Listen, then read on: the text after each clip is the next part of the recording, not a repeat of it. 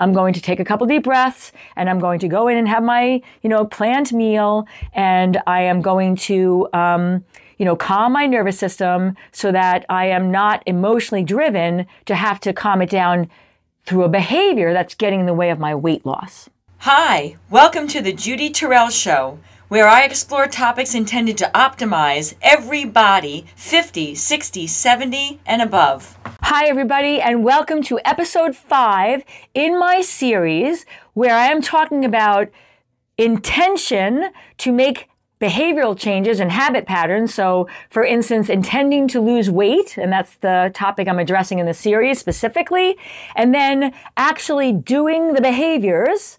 There's an intention-behavior gap that shows up in everyday life and in the science and research on people trying to make changes that blocks people from being able to actually do what they have the intention of doing. In the science, it's called the intention behavioral gap. In reality, it's when you say, I know what to do, but I can't seem to get myself to do it, right? That's what I'm talking about in this series. I am a nationally board certified health coach. My name is Judy Terrell, as you probably know from, like my name underneath this. And I am in a PhD program right now in lifestyle medicine, and my interest lies in just this, the intention behavioral gap when it comes to weight loss. All right. So I am swimming in the research science of this, and I am, practicing, ways to help people to make that gap smaller so that your intention and what you're actually doing is actually the same and there's no gap between it. And I want to put this series together to give you the top 6 things that I am seeing that is making that gap large, and then giving you some insight, if not tools, for what to make that like the smallest gap or no gap for whatever it is that you're trying to work on. And I'm specifically addressing weight loss, trying to follow an eating plan for losing body fat. Okay. So this is episode number 5. And this episode, I'm going to talk about a very, very prevalent, factor that creates this gap and widens it. And that is emotional reactions, emotional factors. All right. So what do I mean by this? How does this show up when it comes to weight loss? Here's how it shows up. So you have the intention of losing weight. You hire someone like me. We do evaluation. We design an eating plan. We've identified the right macros for you and the calorie amounts and the food choices. You've got a plan. Okay. Your intention is to follow the plan. And then you're doing pretty good for a week or two, and then suddenly something happens either on the workplace or, something with your family or, just, globally, your awareness, and you get anxious and stressed or upset in some way, or something happens to, a family member, and now you're very, very sad. It might be that you're just going along in your life, but then, you somehow are reacting to everyday things and you're starting to feel depressed for some reason, like any number of emotional things that are coming up, which then throw you off the behaviors. Like, so now instead of, eating the, 2 servings of vegetables and the protein and the starchy half-cup serving in the meal, and that was the behavior that you're trying to do, that's your intention, you're ordering pizza takeout because you're feeling overwhelmed and stressed and anxious, and in this moment, you just don't care because that emotion is kind of rose to the top, and it's the energy of managing that is taking too much battery power from you for you to be able to stay with your intention and actually execute eating the meal that you had planned. Okay? That's how it happens. Things outside trigger us into emotions, and emotions, are basically visceral body reactions that we have labeled. All right. So your heart starts to beat, you get sweaty, you're feeling your skin kind of tingles or whatever. And you label that anxiety. You label that nervousness. You label that fear. All right. And now, you've been doing this. It's a habit pattern now. It's actually called something called quantum neurobiology.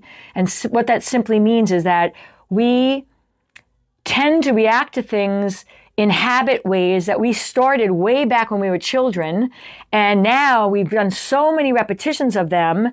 And they're so ingrained into our body and not just our mind, because honestly, they were first formulated before we had full cognition. So it's more like an emotional, visceral reaction that we've labeled. When you have tried all the programs and done all the right things, and yet you still can't lose the weight that you're trying to lose, and you're a male or female over 50, now is the time for you to look into my program, Your Second 50.life.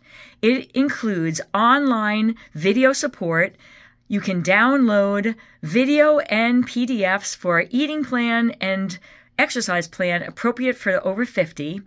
It includes group support on a monthly basis, and perhaps even more importantly, it includes weekly individualized coaching specific to you. Having the generalized plan is a good thing. I have helped literally thousands of people to lose weight over the 43 years I've been in practice, and I'd like to help you too. And now we have thoughts about it, and then they get in the way of us actually doing, a behavior that we're trying to do, because we just don't know how to manage it, right?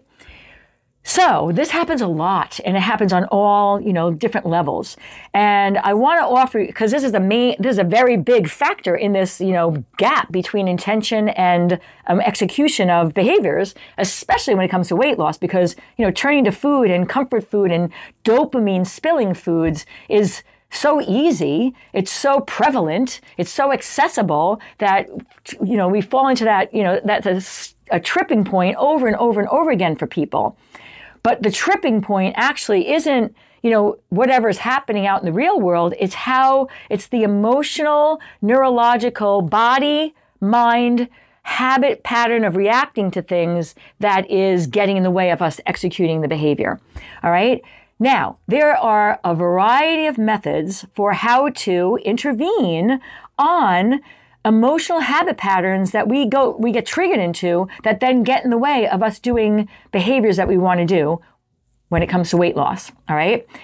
And I'm going to talk about several of them. So one of them is known as EMDR, and it stands for Eye Movement Desensitization Retraining. Another one is EFT, Emotional Freedom Techniques. And these are taught by practitioners. You can go online and look them up, and you can even execute them yourself, because once you do it with a practitioner, there are things that are actionable and you can do on your own. What these are designed to do is, it's almost, the metaphor I'm going to use is this.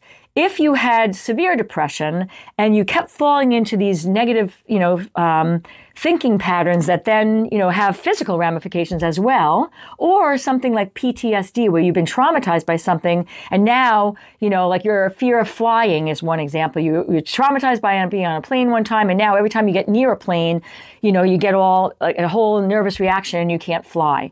All right. What has happened there is there's a pattern of neurons firing. It's linked into your somatic system. There's an energy of that, and it's been now repeated over and over again. And now it's like it runs you, and you can't intervene on it. And so when that happens on a very clinical level, there's a treatment that involves shocking the brain electromagnetically as a method of kind of disrupting that neurological pathway in your brain to provide an opening, for a different, pathway, for a different thought process, when you're around planes, for instance, okay? Another technology that's out that is I practice in my office, and this is my hand cradle right here, is called EVOX. And that's, it is basically using voice calibration of, speaking into a software program, having the energy analyzed, identifying where an energy is too excessive, and then therefore be blocking, your execution of an intended behavior. And then, kind of similar to the brain electromagnetic shock, but not so severely, this will then, your hand on the cradle, put energy patterns into your system to kind of disrupt the ones that are there and provide openings for new ones. All right. So obviously, EVOX is the name of this. It is in my office. If you're near me and you're interested in, trying to disrupt some of the emotional thinking patterns that are, getting in the way of you executing anything in your life, really, that you're trying to do, but specifically weight loss behaviors in this video and in this example. This has got evidence-based science to back this up, because it's just simply a way of reading the energy through your voice of where these excessive habit patterns are causing excessive emotion, and then make you behave in ways to deal with that are getting in the way of your weight loss behavior, patterns that you're trying to do. Pretty amazing. Now, this is a technology that you have to have access to geographically around you. You can go online, Google, and see if you can find practitioners in your area. But the EMDR and the EFT techniques, I'll put links down below. Go online and research those, because those are ones you can use. And by doing certain eye patterns in a similar way to what I just said, this EVOX machine or the electromagnetic shock. I'm not suggesting you do that. I'm using that as an example for very clinically, severe cases of PTSD and depression. But the change of eye patterns that you execute as you're thinking certain thoughts is a way to kind of like disrupt the old conditioned neurological pathway in your brain enough to maybe provide an opening for a new one, so that now when you have an emotional reaction in everyday life, rather than, just knee-jerk reaction, reach for the phone to order the pizza, you can see the pattern and then say, oh yes, and I'm not gonna run that pattern, I'm gonna run a different one. I'm going to take a couple deep breaths, and I'm going to go in and have my, planned meal, and I am going to calm my nervous system so that I am not emotionally driven to have to calm it down through a behavior that's getting in the way of my weight loss. Okay? This is somewhat of a complex,